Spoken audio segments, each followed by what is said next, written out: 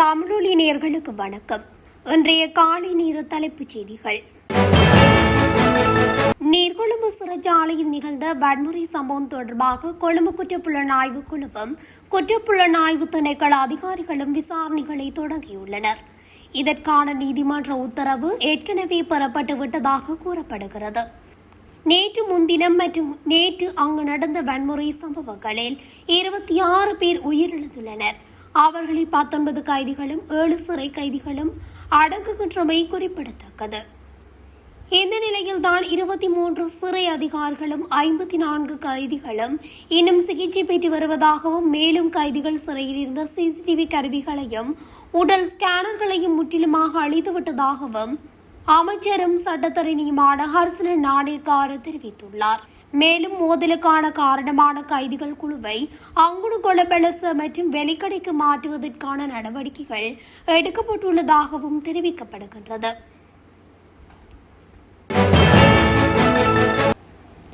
இந்த ஆண்டு சிறுபோக நெல்லை கொள்முதல் செய்ய 6000 மில்லியன் ரூபாய் ஒதுக்கீடு செய்யப்பட்டுள்ளதாக வர்த்தக வாணிப உணவு பாதுகாப்பு மற்றும் கூட்டுறவு அபிவிருத்தி அமைச்சர் வசந்த சமரசிங்க தெரிவித்துள்ளார்.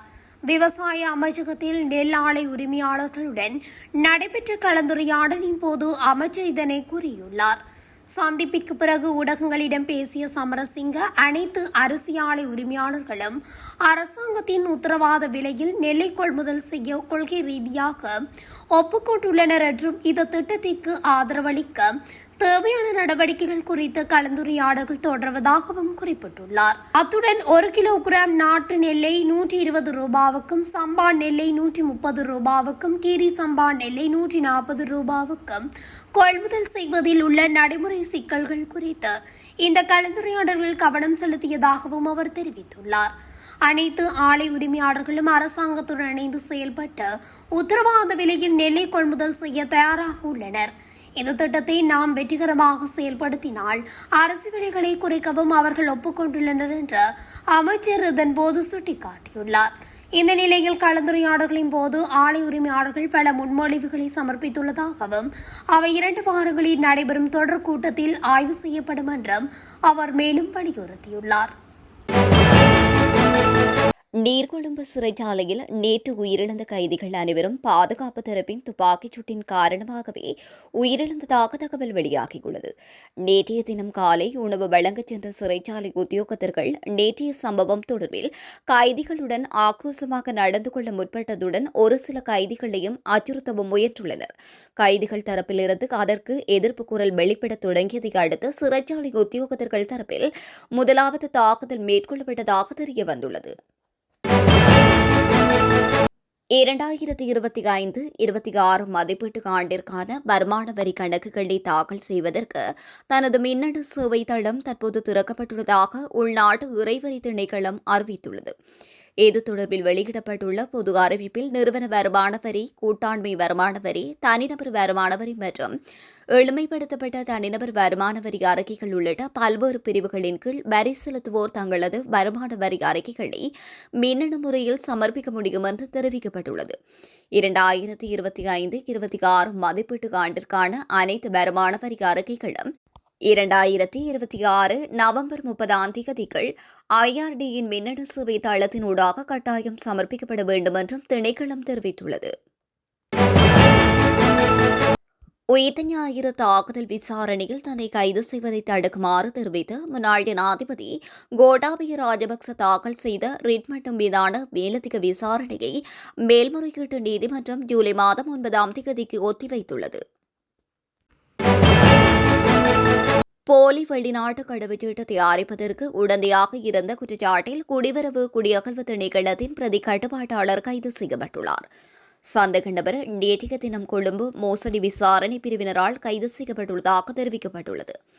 விசாரணைகளின் அடிப்படையில் இந்தியாவில் உள்ள சென்னையிலிருந்து இலங்கைக்கு நாடு கடத்தப்பட்ட ஒழுங்கமைக்கப்பட்ட குற்ற கும்பல் உறுப்பினர் ஒருவரின் புகைப்படத்துடன் மற்றொரு நபரின் தரவுகளை உள்ளடக்கிய விண்ணப்பத்தை முறையான பரிசோதனையின்றி ஏற்றுக்கொண்டு வெளிநாட்டு கடவுச்சீட்டை வழங்க உடந்தையாக இருந்ததாக அவர் மீது குற்றம் சாட்டப்பட்டுள்ளது.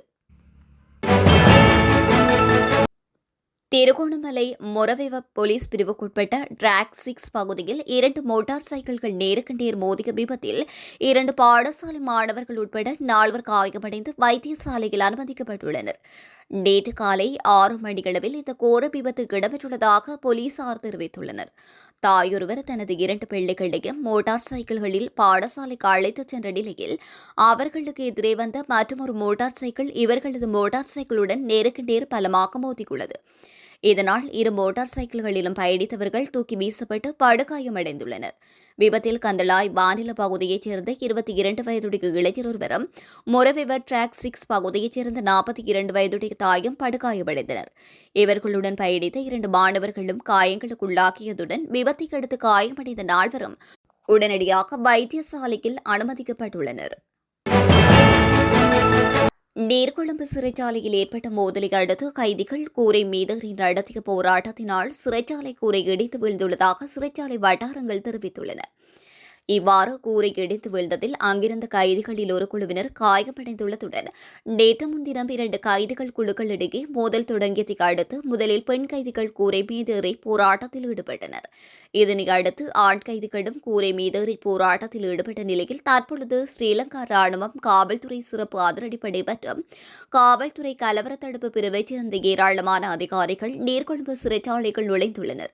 இதற்கிடையில் சிறைச்சாலைக்கு வெளியே திரண்டுள்ள கைதிகளின் உறவினர்கள் கைதிகளை வெளியே கொண்டுவர கோரி வருவதாகவும் தகவல்கள் வெளியாகியுள்ளன. நாட்டில் திருத்தப்பட்ட வருடாந்த பேருந்து கட்டண உயர்வு நேற்று முதல் அமலுக்கு வந்துள்ளது. இதன்படி பேருந்து கட்டணங்கள் 12% முதல் 20% வரை அதிகரிக்கப்பட்டுள்ளன. இந்த கட்டண திருத்தத்திற்கு கடந்த வாரம் தேசிய போக்குவரத்து ஆணைக்குழு அனுமதி வழங்கியிருந்தது. இதற்கமைய குறைந்தபட்ச பேருந்து கட்டணம் 30 ரூபாயிலிருந்து 34 அதிகரிக்கப்பட்டுள்ளது. சொகுசு பேருந்துகள் மற்றும் அதிவேக நெடுஞ்சாலை பேருந்து சேவைகளுக்கான கட்டணங்களும் திருத்தப்பட்டுள்ள நிலையில் புதிய கட்டண அமைப்பு குறித்து பேருந்து உரிமையாளர்கள் மற்றும் ஊழியர்களுக்கு அறிவுறுத்தல்கள் வழங்கப்பட்டுள்ளதாகவும் அதற்கேற்ப பயணச்சீட்டு இயந்திரங்களை புதுப்பிக்குமாறும் தேசிய போக்குவரத்து ஆணைக்குழு தெரிவித்துள்ளது. நெடுந்தீவில் எரிபொருள் நிரப்பு நிலையத்திற்கான கட்டுமான பணிகள் உடனடியாக ஆரம்பிக்கப்பட்டு திட்டமிடப்பட்டிருப்பது போன்று 3 மாதங்களுக்குள் நிறைவேற வேண்டும் என்று EPDP கட்சி வலியுறுத்தியுள்ளது. இது தொடர்பில் ஈழமக்கள் ஜனநாயக கட்சியின் ஊடக செயலாளர் ஸ்ரீகாந்த் பன்னீர்செல்வம் கருத்து தெரிவிக்கும் போதே மேற்கண்டவாறு குறிப்பிட்டுள்ளார். நீர்கொழும்பு சிறையிலிருந்து சுமார் 700 கைதிகளை அங்குனகொல பெலச, போகம்பரா, அனுராதபுரம், புலனறுவை மற்றும் குருவிட்ட சிறைகளுக்கு மாற்றுவதற்கான நடவடிக்கைகள் எடுக்கப்பட்டுள்ளதாக சிறைத்துறை திணைக்களம் தெரிவித்துள்ளது. இலங்கையில் இந்த ஆண்டு இதுவரையில் பதிவாகியுள்ள மொத்த டெங்கு நோயாளர்களின் எண்ணிக்கை 61,060 அதிகரித்துள்ளதாக தேசிய டெங்கு கட்டுப்பாட்டு பிரிவு தெரிவித்துள்ளது. தேசிய டெங்கு கட்டுப்பாட்டு பிரிவின் தரவுகளின்படி கடந்த 24 மணி நேரத்தில் 2604 புதிய டெங்கு நோயாளர்கள் பதிவாகியுள்ளனர். முன்னைய அரசாங்கங்களில் முக்கிய பதவிகள் வகித்த அரசியல்வாதிகள் மற்றும் அதிகாரிகள் உள்ளிட்ட 30 பேருக்கு எதிரான விசாரணைகள் தீவிரமாக முன்னெடுக்கப்பட்டு வருவதாக தெரியவந்துள்ளது. முன்னாள் அதிகாரமிக்க அரசியல்வாதிகள் மற்றும் பிரமுகர்களின் சொத்துக்கள் மீதான விசாரணைகளும் தற்போதைக்கு துரிதப்படுத்தப்பட்டுள்ளது. இதன் அடிப்படையில் ஆரம்பகட்டமாக அரசியல் மற்றும் அரசாங்க துறைகளில் உயர் பதவிகளை வகித்த சுமார் 30 முக்கிய பிரமுகர்களின் சொத்துக்கள் மீதான விசாரணைகளை துரிதப்படுத்துவதற்கு நடவடிக்கைகள் எடுக்கப்பட்டுள்ளதாக தகவல்கள் வெளியாகியுள்ளன. நீர்கொழும்பு சிறைச்சாலையில் நேற்றைய தினம் ஏற்பட்ட மோதலில் உயிரிழந்தவர்களின் எண்ணிக்கை 30 உயர்ந்துள்ளதாக தெரிவிக்கப்பட்டுள்ளது. சிறைச்சாலை அதிகாரிகள் உட்பட 100க்கும் மேற்பட்டோர் காயமடைந்து வைத்தியசாலையில் அனுமதிக்கப்பட்டுள்ளனர். உயிரிழந்தவர்கள் மற்றும் காயமடைந்தவர்களில் சிலரது உடல்களில் துப்பாக்கிச்சூட்டு காயங்கள் காணப்படுவதாக நீர்கொழும்பு வைத்தியசாலை தெரிவித்துள்ளது. இத்துடன் தமிழொலியின் இன்றைய காலை நேர தலைப்புச் செய்திகள் நிறைவடைகின்றன.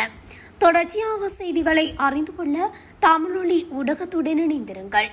நன்றி, வணக்கம்.